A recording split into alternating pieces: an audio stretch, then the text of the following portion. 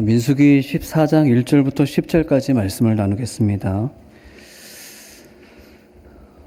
구약성경 216쪽에 민수기 14장 1절부터 10절까지 말씀입니다.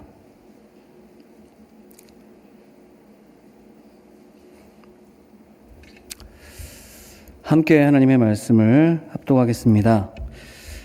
온 회중이 소리를 높여 부르짖으며 백성이 밤새도록 통곡하였더라. 이스라엘 자손이 다 모세와 아론을 원망하여 온 회중이 그들에게 이르되 우리가 애굽 땅에서 죽었거나 이 광야에서 죽었으면 좋았을 것을 어찌하여 여호와가 우리를 그 땅으로 인도하여 칼에 쓰러지게 하려 하는가.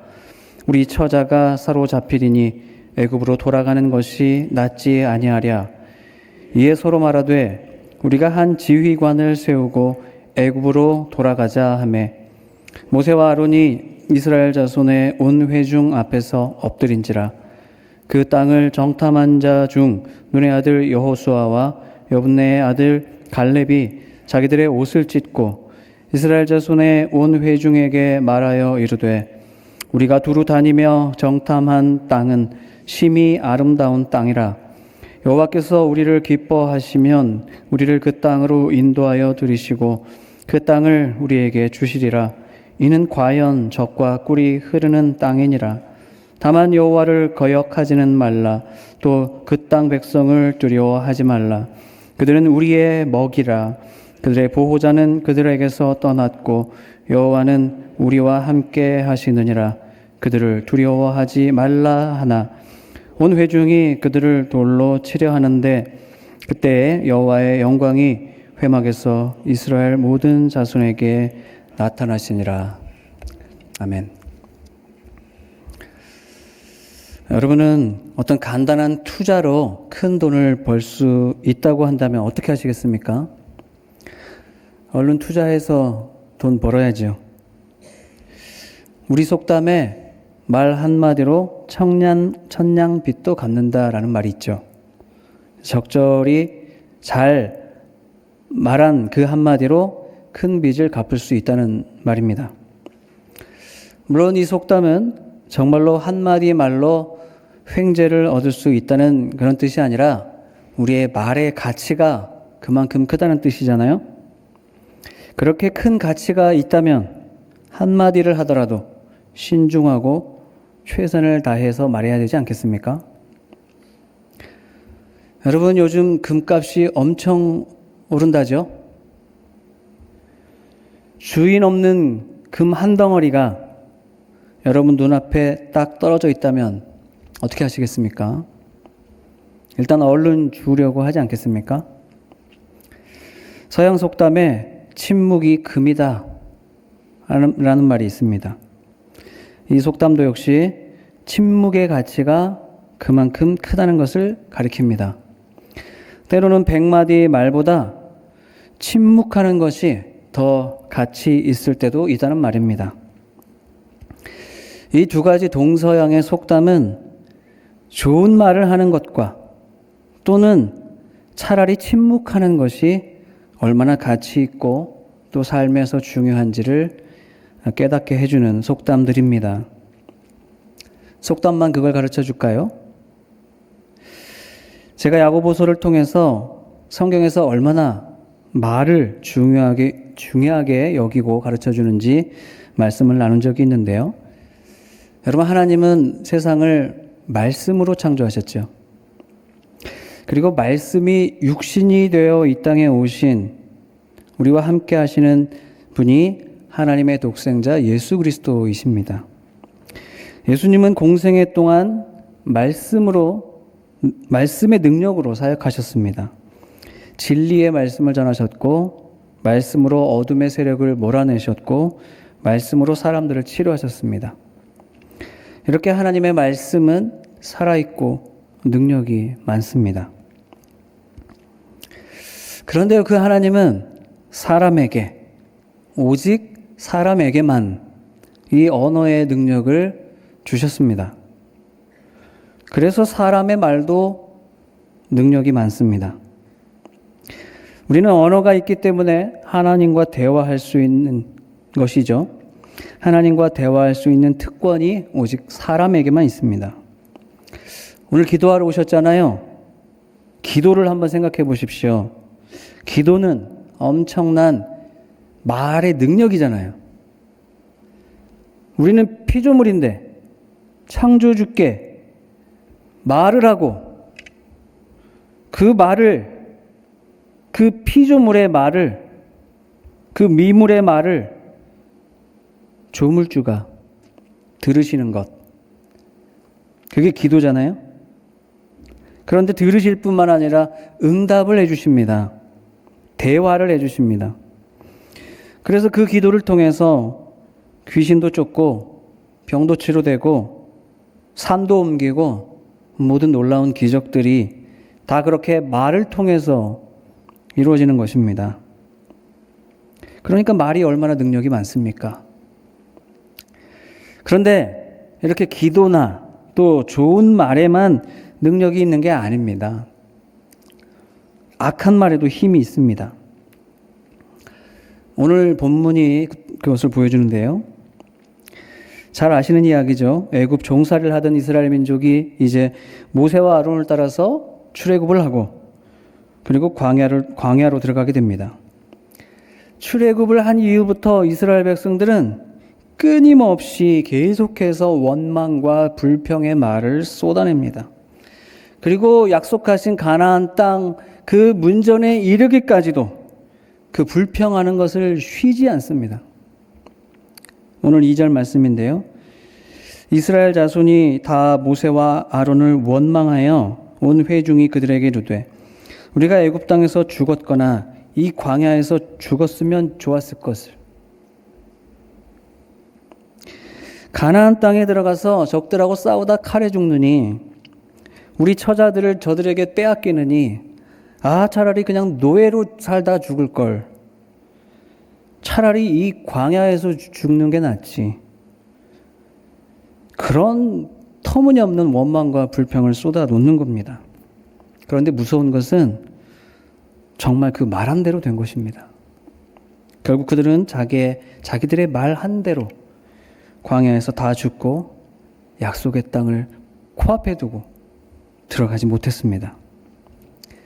그러니까 이렇게 악한 말도요, 큰 힘이 있고 영향력이 있어서 그 말 한 대로 되는 겁니다. 그런데 하나님은 완전하신 분이기 때문에 하나님의 말씀은 실수가 없어요. 그런데 우리는 그렇지 않잖아요. 우리는 실수가 많습니다. 우리는 연약합니다. 그러니까 틀림없이 우리는 말할 때 실수를 하게 되거든요. 그런데 좋은 말로 늘 좋은 영향력만 끼치면 좋겠지만 그렇게 말로 실수해서 그 말에 악한 영향력이 나타나면 어떻게 되겠습니까? 그러니까 우리는 실수할 줄 알고 그 실수가 말로 나올 줄 알고 그 악한 말이 악한 영향력을 끼칠 줄 알고 되도록 좋은 말을 해야 되고 좋은 말을 할 수 없다면 차라리 침묵하는 게 나은 것입니다. 오늘 본문은 부정적이고 악한 말이 주는 영향력과 반대로 소망이 담긴 말이 주는 그 능력의 차이를 우리에게 깨닫게 해주는 말씀입니다. 우리는 어떻게 말해야 되고 또 어떤 말을 안 해야 될까요?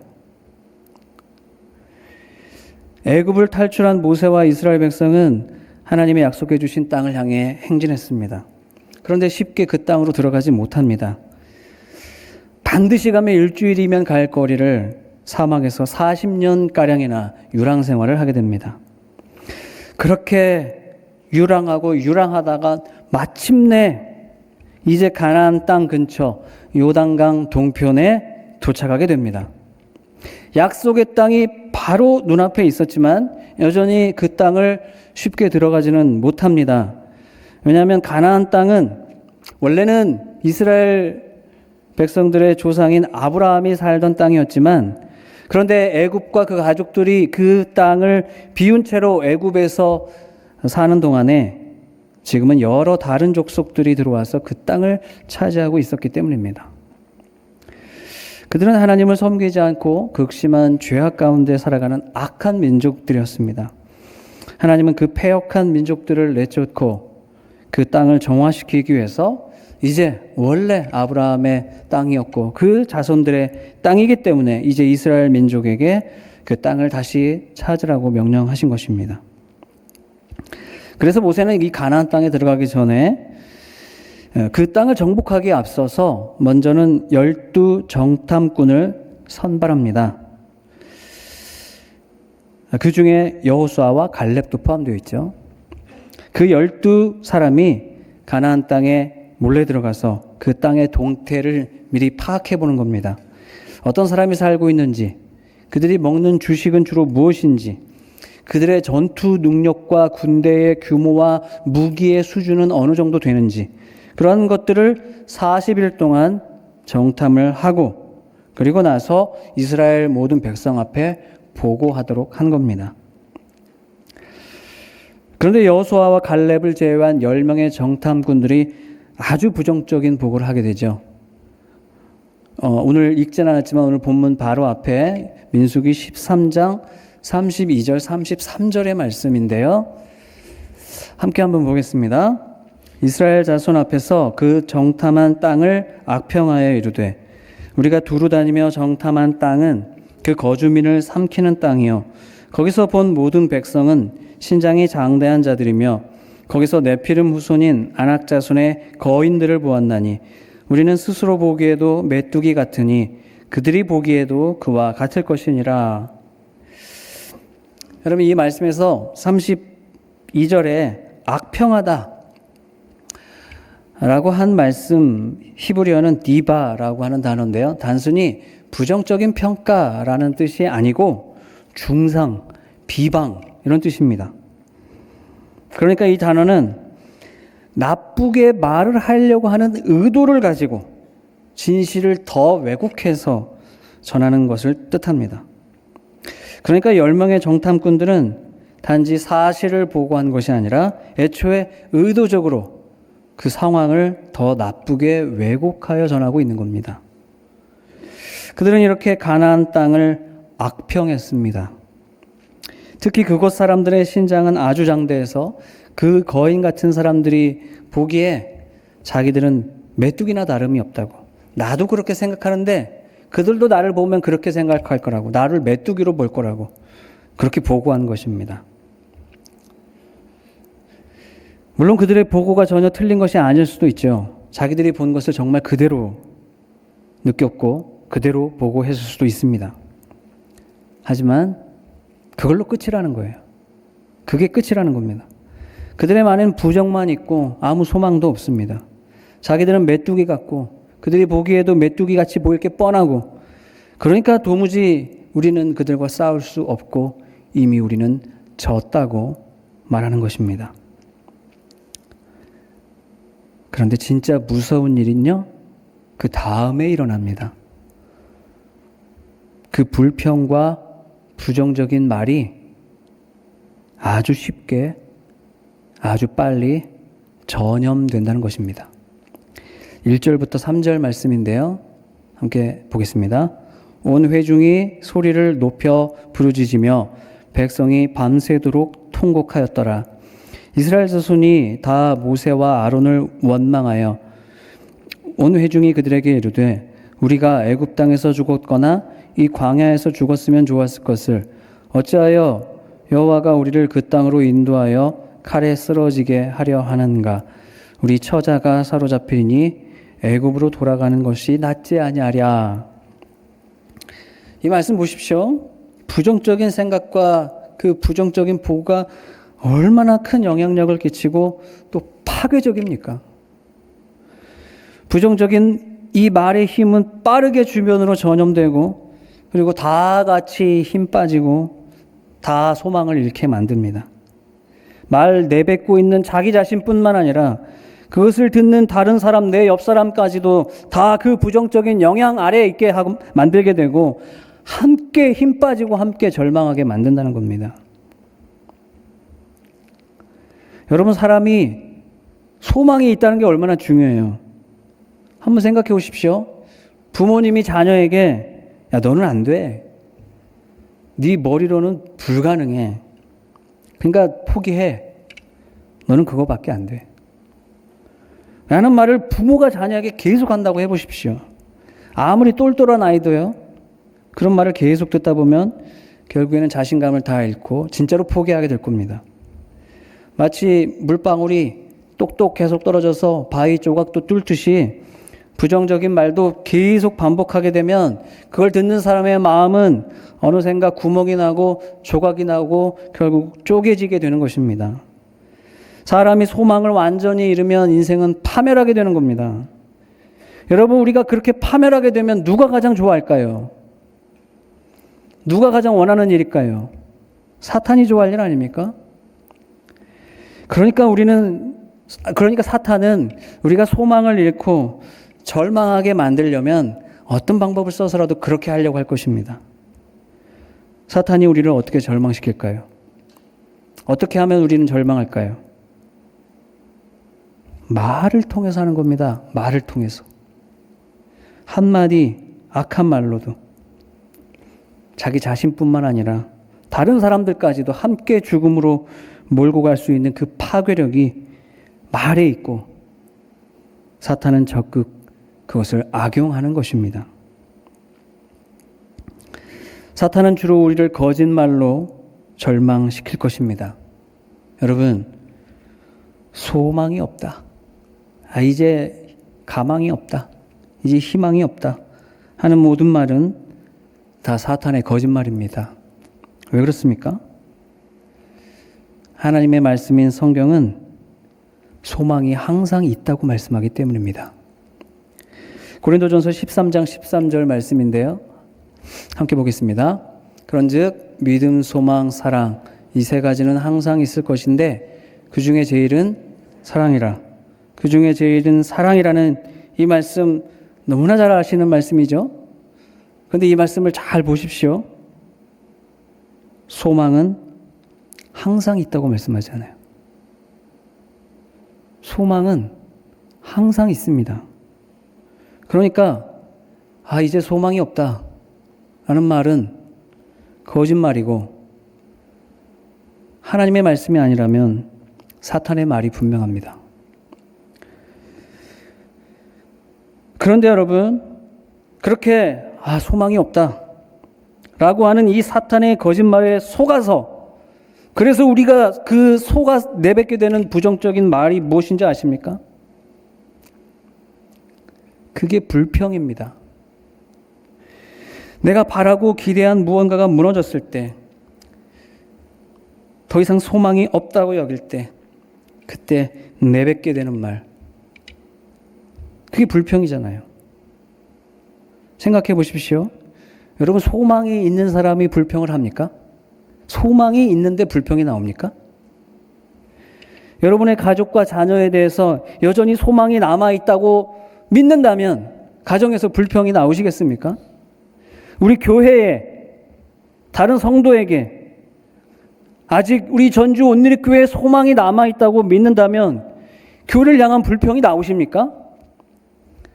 여러분의 인생 가운데 여전히 소망이 있다고 믿는다면 신세 한탄만 하시겠습니까?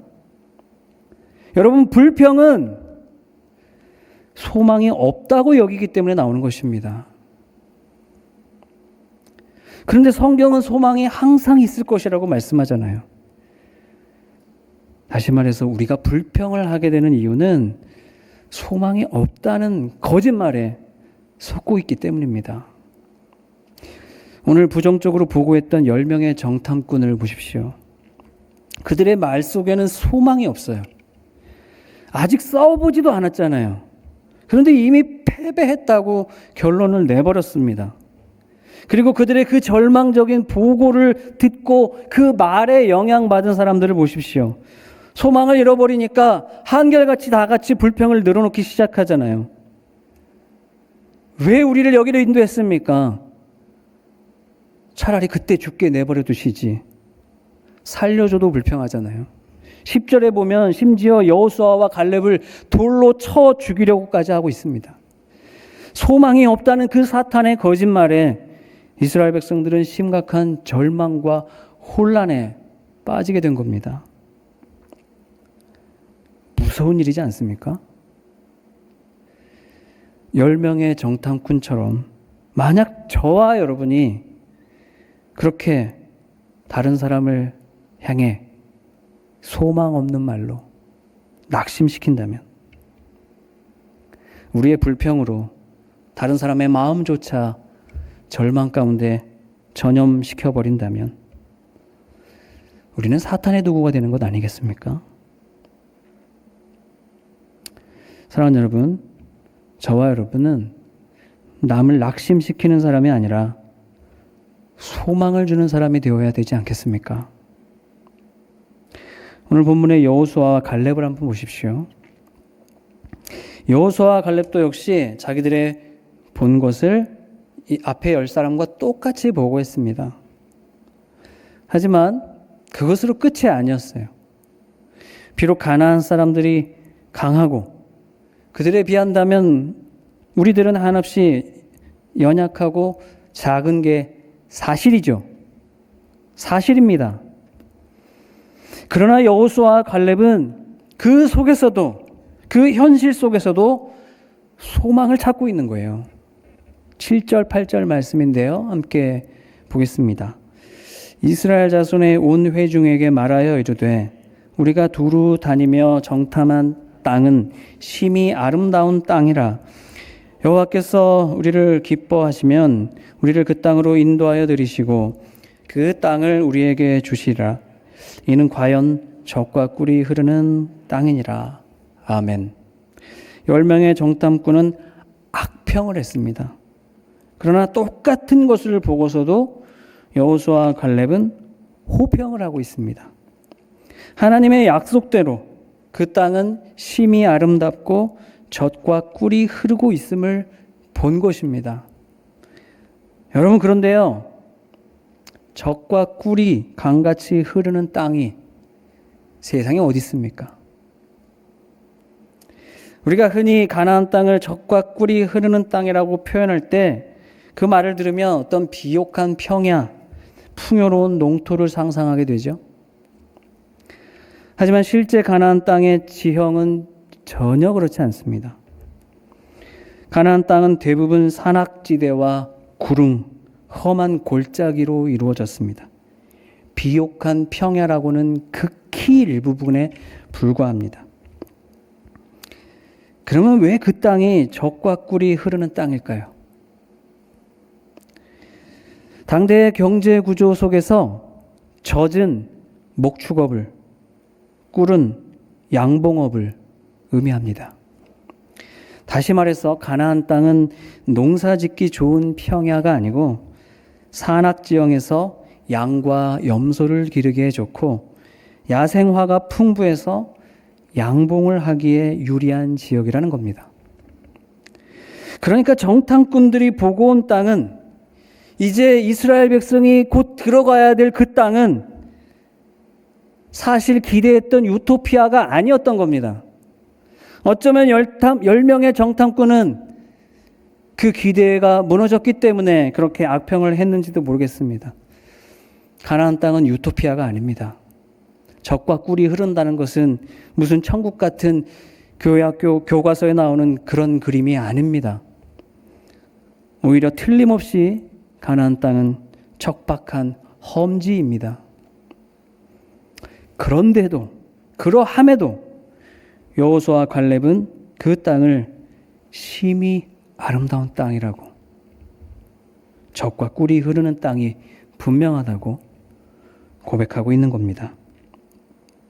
왜냐하면 바로 그것이 하나님이 약속한 약속 그대로이고, 그리고 하나님이 함께 하신다면 세상 그 어디라도, 세상 그 어떤 땅이라도 하나님이 함께 하시면 그 땅이 복된 땅이 될 것이라는 그 믿음과 소망이 있었기 때문입니다. 여러분, 세상은, 현실은 어차피 눈으로 보면 다 똑같습니다. 교회를 자꾸 비교하시는 분들이 계세요. 제가 또 교회는 여러 군데 다녀봤잖아요. 교회는 다 똑같습니다. 눈으로 보는 현실은 다 똑같습니다. 그렇지만 하나님의 약속을 바라보며 소망을 가진 사람에게는 다른 것입니다. 여호수아와 갈렙은 하나님이 함께 하신다는 그 소망이 분명했기 때문에, 그래서 그 가나안 땅에 들어가는 것이, 그 적들과 싸우는 것이 결코 어려울 일이 아니라고 그렇게 고백하고 확신할 수 있었던 것입니다. 8절 말씀을 보면요, 하나님이 우리를 사랑하시고 우리로 인해서 기뻐하신다는 것을 확신하는 사람은 그렇게 항상 소망이 충만한 것입니다. 여러분, 누구든지 하나님을 가까이 하신다면 소망을 가질 수밖에 없는 거잖아요. 사랑과 권능의 하나님이 내 곁에 계시는데, 아니 어떻게 낙심할 수가 있습니까? 진짜로 하나님이 내 곁에 계시면 낙심이 웬 말입니까? 절망은 하나님이 없는 사람에게만 있는 겁니다. 사탄의 거짓말에 속은 사람이 절망을 얘기하는 것입니다. 여러분, 그러므로 소망에는 불평이 없습니다. 그리고 소망의 말도요, 역시 주변으로 전염됩니다. 하나님 나라의 백성인 우리는 항상 우리 이웃 가운데 그래서 소망을 전해야 하는 것입니다. 행여 모자라 보이는 사람이 있을 수 있죠. 그렇더라도 너는 왜 그렇게 사냐? 불평할 게 아니라 그래도 소망이 있다고 알려주셔야 됩니다. 어떤 어려움에 빠진 사람을 만났을 때 너는 다 틀려버렸어. 너는 그렇게 살다가는 그렇게 끝날 거야. 그렇게 믿음 생활을 해가지고는 답이 없을 거야 라고 말하는 것이 아니라 그럼에도 여전히 소망이 있다고 가르쳐줘야 됩니다. 그 사람도 정말 하나님을 다시 만나고 다시 믿고 소망을 가지게 해줘야 됩니다. 여러분, 그래야 사람을 살릴 수 있는 거잖아요. 여러분, 우리는 결코 다른 누구에게 절망을 얘기해서는 안 됩니다. 뭐가 남죠? 불평을 전도하는 것이 뭐가 남지요? 부정적인 언어가 무엇을 남기죠? 소망 없는 것처럼 불평하면 무슨 좋은 일이 생기죠? 본문 9절에서 갈렙은 이스라엘 백성들에게 여호와를 거역하지 말라 라고 권면합니다. 거역하지 말라는 게 뭘까요? 하나님을 거역한다는 것은 무슨 막 이단이 되어서 아니면 불신자가 되어서 하나님과 들고 일어나 싸운다는 게 아닙니다. 하나님을 거역한다는 것은 하나님의 백성이라고 하면서 하나님을 안 믿는 것을 말하는 것입니다. 말씀을 신뢰하지 않는 거예요. 하나님의 말씀을 신뢰하지 않는 게 하나님을 거역하는 것입니다. 이스라엘 민족이 출애굽을 한 이후에 어떻게 하나님께 거역했습니까? 끝도 없이 불평과 원망을 늘어놨잖아요. 하나님은 약속해 주셨고 하나님은 가능하다고 계속 말씀해 주시는데 계속 소망이 없다고, 옛날이 좋았다고, 차라리 오지 말았어야 된다고 불평하지 않습니까? 그런 절망과 불평으로 사탄의 도구가 되어서 결국에 다른 모든 사람들까지 다 낙심하게 만든 것 아닙니까? 갈렙은 바로 그렇게 불평과 원망으로 하나님을 거역하고 있는 짓을 당장 멈추라고 말씀하고 있는 겁니다. 사랑하는 여러분, 하나님을 거역하지 마십시오. 소망이 없다고 말하지 마십시오. 불평은 절망의 증거입니다. 그리고 그 절망이 사탄에게 온 것임을 잊지 마시기 바랍니다. 그러므로 불평을 멈추십시오. 하여튼 입만 열면 불평이 자동으로 나와. 농담한 건데 아무도 못 알아듣시는 것 같네요. 여러분, 입만 열면 불평이 자동으로 나오도록 놔두지 마시고요. 불평하게 만드는 그 문제 속에서 소망을 찾으시기 바랍니다. 여러분, 소망이 무엇입니까? 소망은 다른 사람들이 보지 못하는 하나님의 세계와 섭리를 내다보는 것입니다. 폭풍이 칠 때 무지개를 떠올리는 것입니다. 소망은 내게 가능한 것과 내게 불가능한 것이 뭔지를 타협하고 계산해 보는 것이 아닙니다. 그저 하나님의 무한하심과 그 능력을 바라보는 영적인 눈이 소망인 것입니다. 여러분, 생각해 보십시오. 하나님이 저와 여러분을 기뻐하지 않으십니까? 하나님이 저와 여러분을 기뻐하시잖아요. 아니, 저와 여러분을 너무나 사랑하셔서 독생자 예수님을 보내주셨잖아요. 저와 여러분을 너무나 사랑하셔서 우리는 비록 죄인임에도 그 사랑 때문에, 그 사랑의 증거로 예수 그리스도를 십자가에 다시고 그 피값으로 우리를 대신 구속하셨지 않습니까? 그러니까 하나님이 저와 여러분을 기뻐하신다는 것은 예수 그리스도를 통해 증명된 사실 아닙니까? 그러니까 하나님은 우리 편이지 않으십니까? 하나님이 우리 편인데, 내 편인데, 그러니까 소망이 있는데, 그러니까 이기지 못할 거인이 어디 있습니까?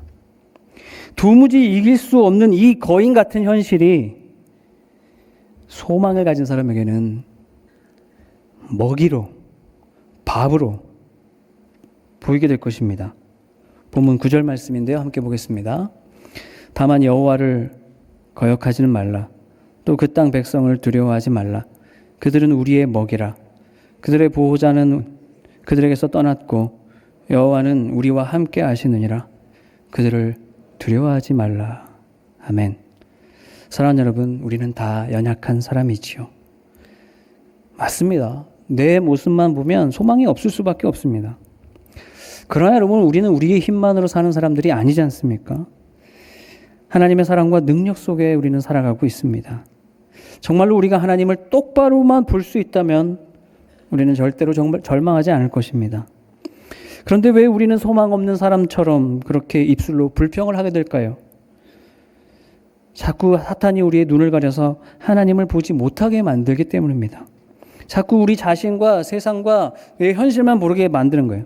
다른 사람의 단점이 도드라지게 만들고 자꾸 환경 탓을 하게 됩니다. 그리고는 가망이 없다는 거짓말에 속습니다.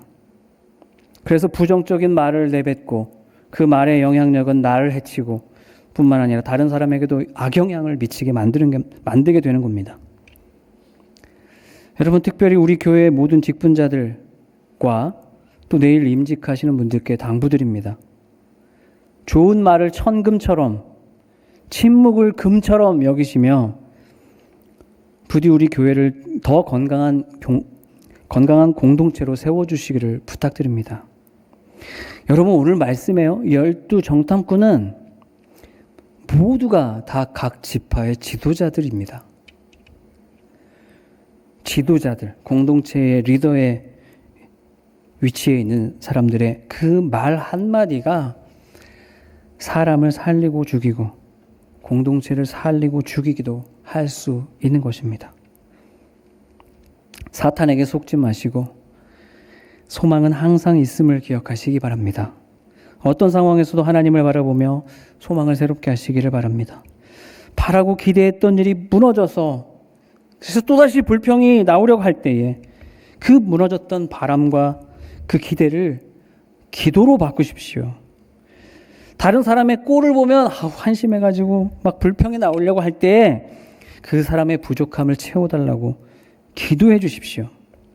우리 교회의 미래를 염려하시면서 불평하시기 전에 이 교회가 하나님의 것임을 잊지 마십시오.